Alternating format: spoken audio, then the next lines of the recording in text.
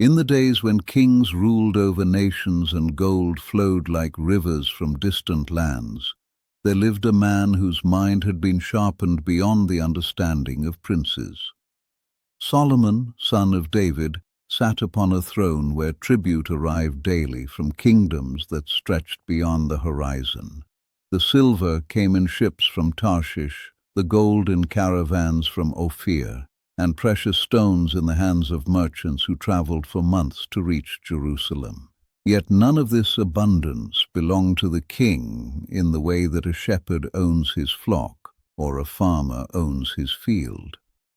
It moved through his hands like water through a channel, guided by wisdom that had been given, not earned. That wisdom was not a possession of the king, but a trust granted by the Lord, effective only while it remained submitted to its source. The palace treasury filled with such weight of gold that silver became as common as stones in the streets of Jerusalem. Each morning brought new arrivals at the gates. Merchants from Sheba presented their finest goods. Traders from Egypt offered linen and horses. The kings of smaller nations sent their yearly tribute in vessels of gold and silver, acknowledging the order that flowed from Solomon's court. This was not wealth seized by conquest or accumulated through cunning, but provision that gathered around wisdom like moths around a flame. In the throne room, carved from cedar and overlaid with pure gold, Solomon received these offerings with the same calm attention he gave to settling disputes between neighbors.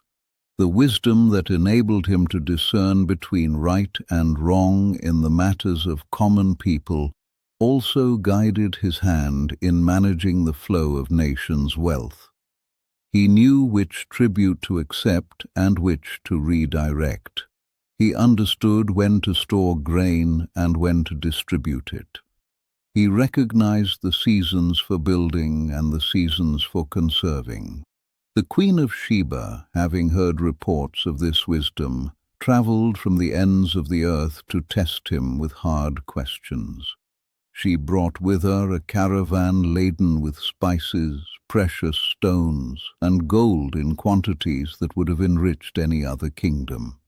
Yet when she witnessed how wisdom operated in Solomon's court, how disputes were settled with perfect understanding, and how the kingdom's resources were managed with flawless judgment, she declared that not half of his wisdom had been told to her. The gifts she brought were added to the treasury, not as tribute to power, but as acknowledgement of wisdom rightly exercised. Ships of Tarshish brought gold, silver, ivory, apes, and peacocks every 3 years. The ivory was carved into the steps of the great throne. The gold was beaten into shields that hung in the house of the forest of Lebanon. The silver was formed into vessels for the king's table. Yet all of this abundance served a purpose beyond display. It demonstrated the order that wisdom brings to human affairs.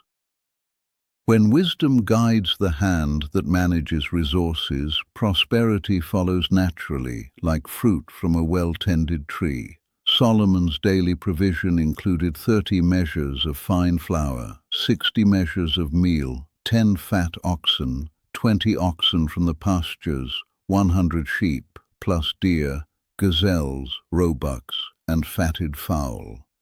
This abundance fed not only the royal household, but also the officials, governors, and all who came seeking wisdom's counsel. The food did not diminish despite the numbers who partook of it, because wisdom knew how much to prepare and when to prepare it. The king's builders constructed cities for his chariots and cities for his horsemen. They built the temple of the Lord and the palace complex that took 13 years to complete. The work required cedar from Lebanon, stones quarried from the hills, and bronze in quantities that could not be weighed. Workers numbered in the tens of thousands, yet the projects progressed without shortage of materials or wages unpaid. Wisdom understood the relationship between investment and return, between immediate cost and lasting value. Trade agreements with neighboring kingdoms brought regular income streams. The king's merchants traveled established routes, exchanging goods at favorable rates with partners who trusted Solomon's word. His reputation for fair dealing made him a preferred partner in commerce.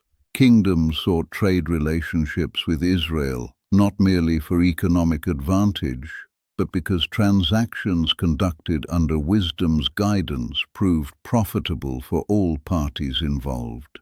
The stables of Solomon housed 40,000 stalls for horses and 12,000 horsemen. Each horse was a creature of value, bred for strength and trained for service. The chariots numbered 1,400, crafted from the finest materials available. This was military strength that served not conquest, but deterrence. The display of organized power prevented conflicts that would have consumed resources in warfare. Yet within this abundance, within this perfect administration of wealth and resources, there existed a boundary as invisible as the wind but as real as the mountains surrounding Jerusalem. The wisdom that produced such prosperity operated within limits that were not immediately apparent. It functioned under authority that had been established before the first gold coin entered the treasury. The wealth flowed through channels that had been prepared, but those channels had sides that contained the flow and gave it direction. The same wisdom that could discern between right and wrong in human disputes could also distinguish between stewardship and ownership.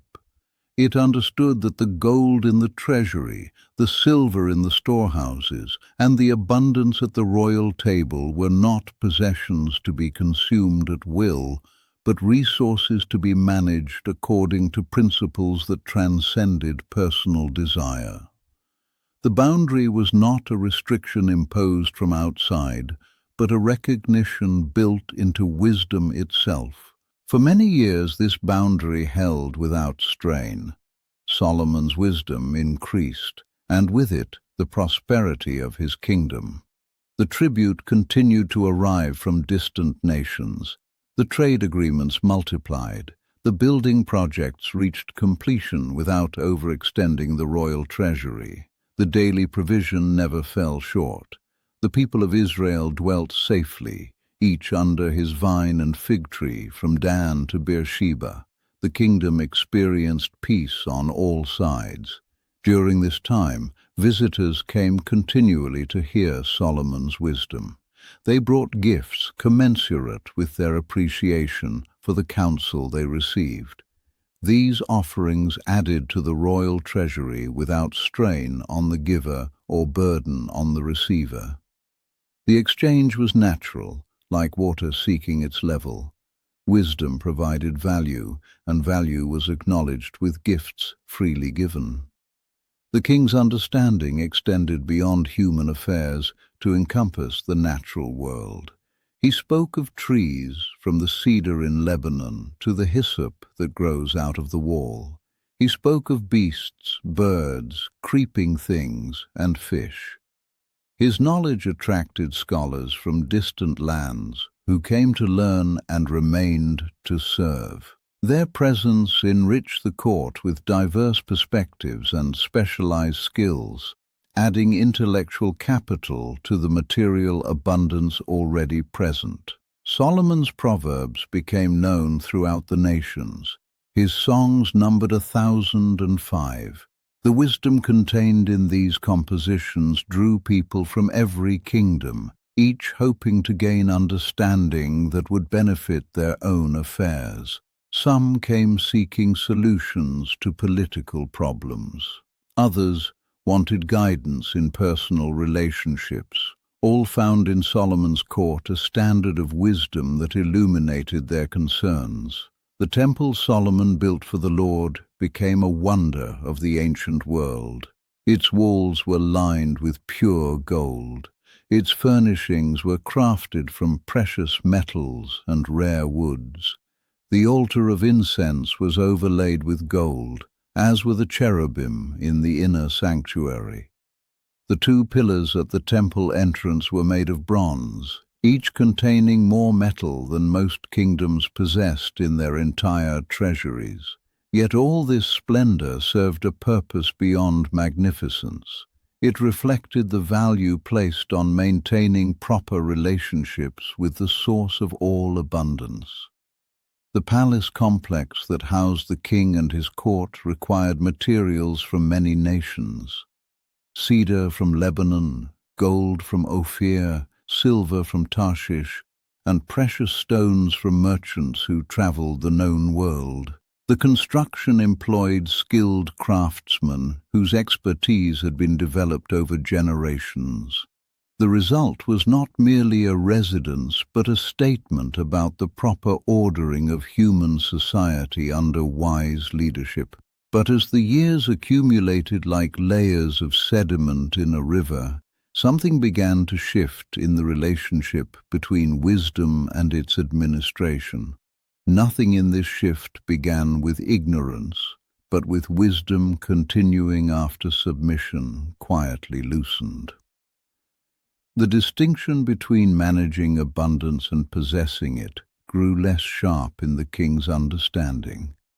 The boundary that had once been as clear as the difference between day and night became as subtle as the moment when evening shadows begin to lengthen. The change was not sudden, like a tree falling in a storm. It was gradual, like the wearing away of stone by water. Solomon's wisdom remained intact. His ability to solve complex problems did not diminish.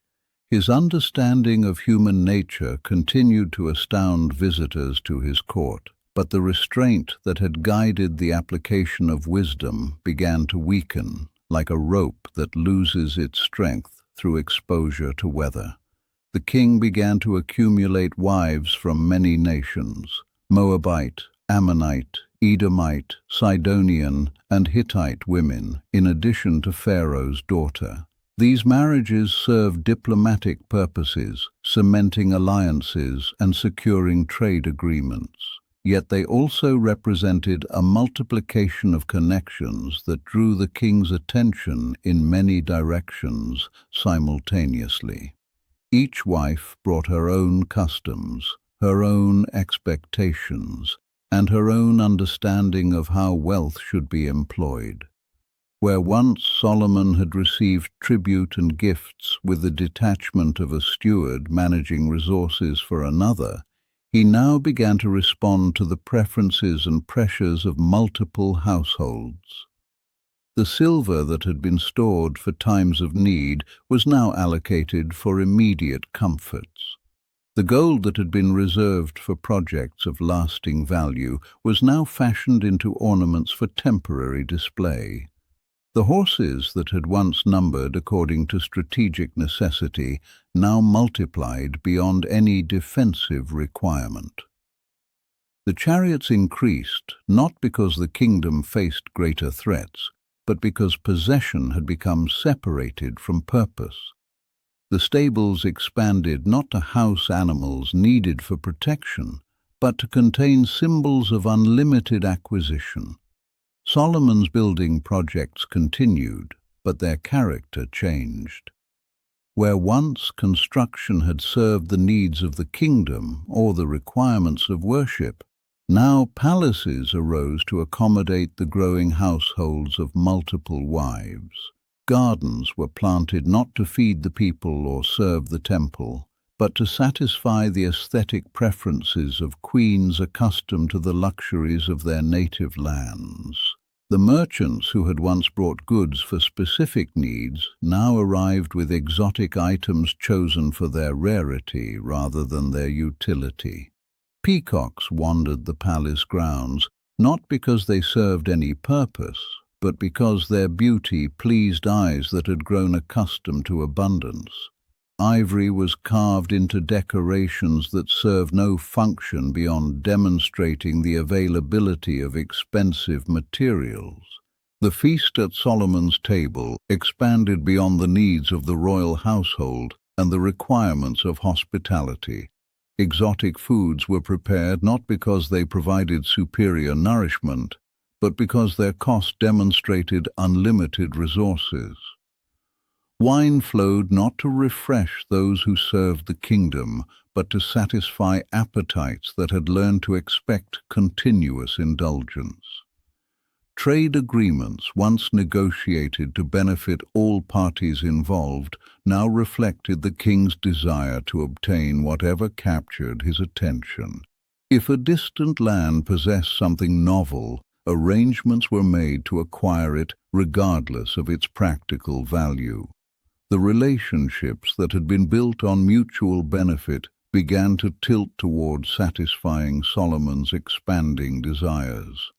The treasury, which had once grown steadily through the natural accumulation of wisdom's rewards, now required constant replenishment to fund the multiplication of wants.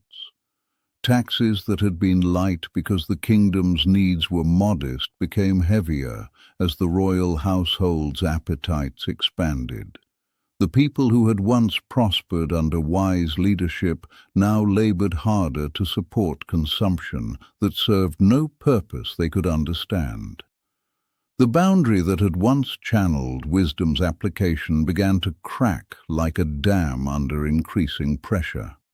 The restraint that had preserved the kingdom's resources eroded like soil in a flood. The order that had made abundance possible gradually gave way to confusion about the relationship between wisdom and its proper employment. Foreign wives brought with them the customs of their homelands, including worship practices that honored gods other than the one who had granted Solomon his wisdom. Altars were built to accommodate these practices. High places were established where incense burned to deities whose worship required different approaches to wealth and power. The unified understanding that had once guided all decisions fragmented into competing systems of value. Solomon's wisdom remained formidable in settling disputes and managing complex affairs, but it no longer operated within the constraints that had made it consistently beneficial. Like a river that has broken its banks, it continued to flow but no longer followed the channels that had made it life-giving to the surrounding land. The same intellectual power that had once brought prosperity now served appetites that consumed resources without producing corresponding benefits. The Queen of Sheba's declaration that not half of Solomon's wisdom had been reported proved to be more prophetic than she had intended. The wisdom that visitors witnessed was indeed only a portion of what had once operated in the kingdom. The remainder had been diverted to serve purposes that bore no resemblance to the justice and order that had originally attracted the nation's attention. The ships of Tarshish continued to arrive every 3 years, but their cargo was no longer received with the same purposeful calm that had once characterized Solomon's court. The gold was still stored, the silver still counted, and the precious goods still catalogued, but the vision that had once guided their use had become clouded by the multiplication of competing demands. The workers who had once labored willingly on projects that benefited the entire kingdom now found themselves assigned to tasks that served only the comfort of an expanding royal household. The skilled craftsmen who had once taken pride in creating lasting monuments to wisdom's achievements now fashioned temporary decorations for celebrations that honored foreign customs. The daily provision that had once fed all who came seeking wisdom's counsel now struggled to satisfy the dietary preferences of multiple wives and their attendants. The abundance that had once demonstrated the natural prosperity that follows wise leadership now barely kept pace with the artificial needs generated by unlimited acquisition. The storehouses that had once contained reserves for times of difficulty were gradually emptied to fund continuous consumption. The grain that had been saved for years of famine was consumed in years of plenty to support feasts that celebrated no achievement other than the ability to afford expensive foods. The 1,005 songs that Solomon had composed were supplemented by music from many lands, each reflecting different approaches to the relationship between wisdom and wealth. The 3,000 proverbs that contained distilled understanding were diluted by sayings from cultures that held different values about the proper use of abundance. In a moment of clarity, as subtle as the first light of dawn after a long night, Solomon perceived the nature of what had occurred. The wisdom that had once produced wealth through order and restraint had not disappeared. It had simply been released from the boundaries that had made it constructive rather than destructive. The same intellectual power that had once built the kingdom's prosperity was now consuming the foundation upon which that prosperity had been established. The recognition came without emotional upheaval or dramatic revelation. It was as quiet as the understanding of a man who realizes he has been walking in the wrong direction and must now choose whether to continue toward an uncertain destination or attempt to retrace his steps toward familiar ground. The choice was presented to his mind with the same clarity that had once characterized his solutions to the problems of others. But clarity about a problem does not automatically produce the power to resolve it. Solomon understood what had happened to his kingdom, but understanding alone could not undo the consequences of years during which wisdom had operated without restraint. The habits of unlimited acquisition had become entrenched in the royal household. The expectations of multiple wives could not be reversed by a single insight. The systems that supported continuous consumption required ongoing resources that the kingdom could no longer provide without strain. The wealth that remained in the treasury was still substantial by any ordinary measure, but it no longer performed the functions that had once made it valuable. It no longer provided security against future uncertainties because it was committed to funding present appetites. It no longer served as a symbol of wise leadership because its accumulation was no longer connected to the principles that had originally attracted it.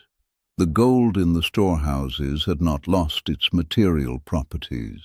It could still be melted and shaped, traded and counted, but it could no longer stabilize the kingdom, because the wisdom that had once guided its use was now employed in service of impulses that recognized no limits other than the exhaustion of available resources. The silver that had once been as common as stones in Jerusalem's streets began to flow outward faster than it flowed inward. The tribute that had once arrived from grateful nations in acknowledgement of wisdom's benefits was now demanded as taxation to support consumption that provided no corresponding value to those who paid it. The building projects that had once demonstrated the lasting achievements possible under wise leadership were abandoned incomplete, their materials diverted to temporary constructions that served immediate desires rather than permanent needs. The craftsmen who had once worked with purposeful dedication now labored without clear vision of how their efforts served the kingdom's welfare. The peaceful relationships with neighboring nations began to deteriorate as Solomon's policies became less predictable and more focused on extracting resources rather than creating mutual benefit. The trade agreements that had once prospered all parties involved became instruments for satisfying the royal household's expanding appetites, at the expense of partners who had once considered themselves allies. The people of Israel, who had once dwelt safely under their vines and fig trees, began to feel the pressure of supporting a court whose needs had grown beyond any proportion to the services it provided. The taxes that had once been light because the kingdom's requirements were modest became burdensome as the royal household's consumption exceeded the natural productivity of the land. The visitors who had once come from distant nations to hear Solomon's wisdom found a court distracted by concerns that had little connection to the principles they hoped to learn. The justice that had once been dispensed with perfect understanding was now influenced by considerations that served the complex requirements of multiple households rather than the simple goal of determining right from wrong. The temple that had been built as a monument to the source of all wisdom still stood in its golden splendor, but the understanding that had guided its construction was no longer the primary influence in the kingdom's decisions. The altar where sacrifices had once been offered in recognition of wisdom's source was now accompanied by competing altars that honored different approaches to the relationship between human effort and divine blessing. The proverbs that contained Solomon's distilled understanding remained true in themselves, but they were no longer consistently applied in the kingdom where they had been composed. The wisdom they contained was still available to those who sought it, but it no longer guided the decisions that affected the daily lives of those who lived under Solomon's rule.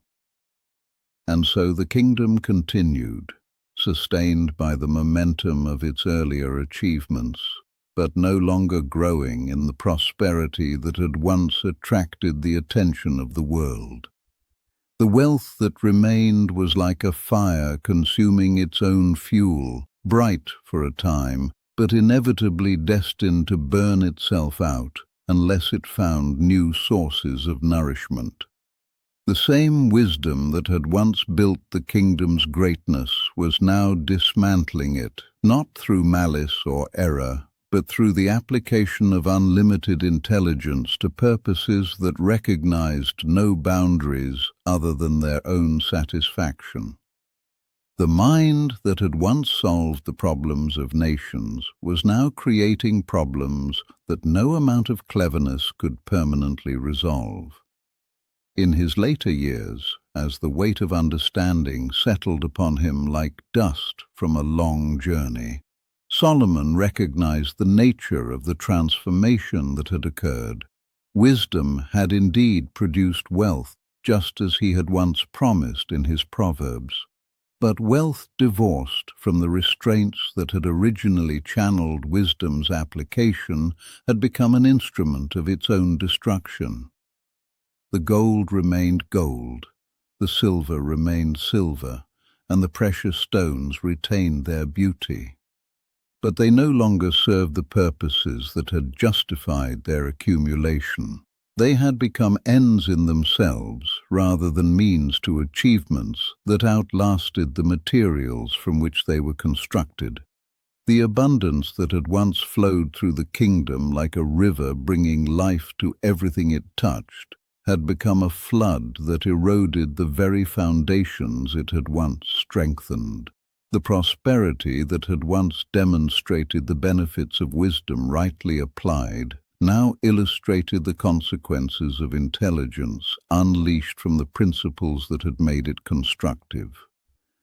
This recognition brought neither bitterness nor regret, but the calm acceptance of a man who understands that even the greatest gifts, when separated from their proper context, cease to provide the benefits for which they were originally intended.